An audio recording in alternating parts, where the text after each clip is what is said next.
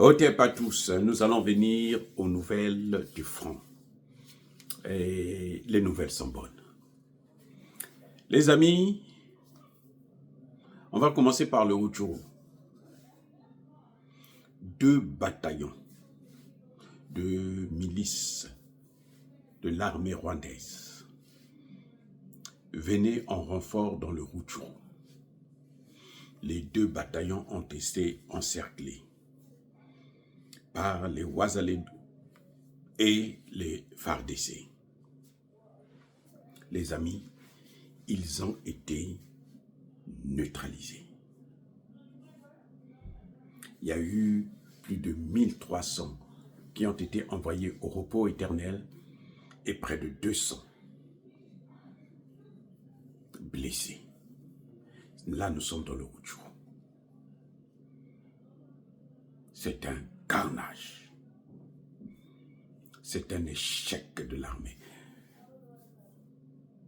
Ça montre une fois de plus que Paul Kagame est aussi invincible. On peut l'avoir. Il suffit de s'organiser. Il suffit qu'il y ait un peu plus de responsabilité des généraux congolais. Il suffit que le président congolais puisse prendre ses responsabilités pour faire le nettoyage dans l'armée congolaise et dans son administration. Paul Kagame peut être maîtrisé et envoyé à la poubelle de l'histoire. Malheureusement, Tshisekedi compte sur les autres, sur la communauté dite internationale, ce chiffon de communauté de criminels. On n'y peut rien. Revenons à Walikale. Je vous ai dit il y a quelques jours que Walikale a été complètement libéré par les forces armées et les Wazalendo, congolaises et les Wazalendo. Dans la journée d'aujourd'hui, ou plutôt la nuit d'hier jusqu'à ce matin, Paul Kagame a décidé de relancer l'action dans Walikale. Il a envoyé des armes qui ont été acheminées par avion à l'aéroport de Walikale. Les armes sont arrivées, très bien arrivées. Oh là là, trop bien arrivées. C'était pour le renforcer ses troupes dans les environs de Walikale. Pour relancer l'offensive. Pour récupérer encore l'ensemble de Walikale. Alors, les armes sont arrivées. Pour une fois, ça arrive très rarement, les FARDC, les Congolais, l'armée congolaise, les généraux congolais ont compris le jeu et ils se sont dit qu'il faut mettre un terme à ça. Et là, on a envoyé les Sukhoi. Les Sukhoi sont venus faire le nettoyage. Toutes les armes que Kagame a amenées à Walikale ont brûlé, ont été calcinées par les bombardements intenses des Sukhoi de l'armée congolaise. Il y a eu une vingtaine d'officiers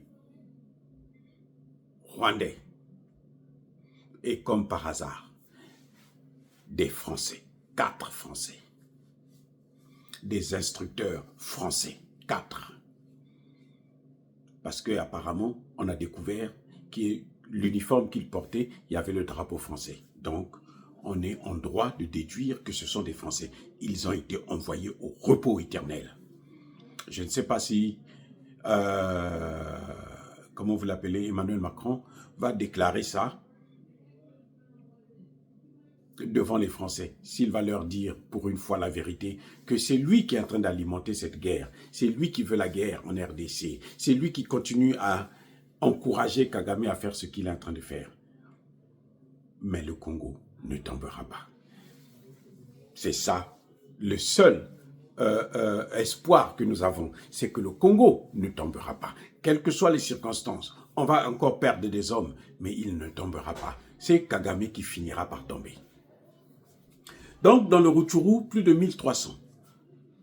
À Walikale, plus de 20 sont tombés, sont envoyés au repos éternel par l'armée congolaise et par les Wazalendo. Cette fois-ci, le boulot a été fait, alors, de façon sérieuse. Il y a un autre élément qu'il faut ajouter. Je vous ai dit depuis très longtemps, et ça a été repris par la ministre congolaise des Affaires étrangères, que lorsque la justice ne se fait pas dans les instances habilitées à le faire, elle se fait dans la rue. Et quand elle se fait dans la rue, il n'y a pas le contrôle. L'État perd le contrôle. Nous avons toujours conseillé à Tshisekedi de rappeler tous ces généraux, de les virer, de les envoyer à la retraite, de les affecter dans les ambassades, pour qu'ils puissent aller au moins faire leur cinéma là-bas. Tshisekedi n'a jamais voulu. Tshisekedi a toujours pensé qu'il faut les garder et qu'ils continuent à pourrir l'armée congolaise. Mais cette fois-ci, les Congolais ont décidé de ne plus se fier, attendre que le gouvernement puisse donner des ordres, que le gouvernement puisse prendre ses responsabilités, que le gouvernement puisse faire le travail que eux, sur le terrain, ils doivent faire pour sauver au moins leur vie.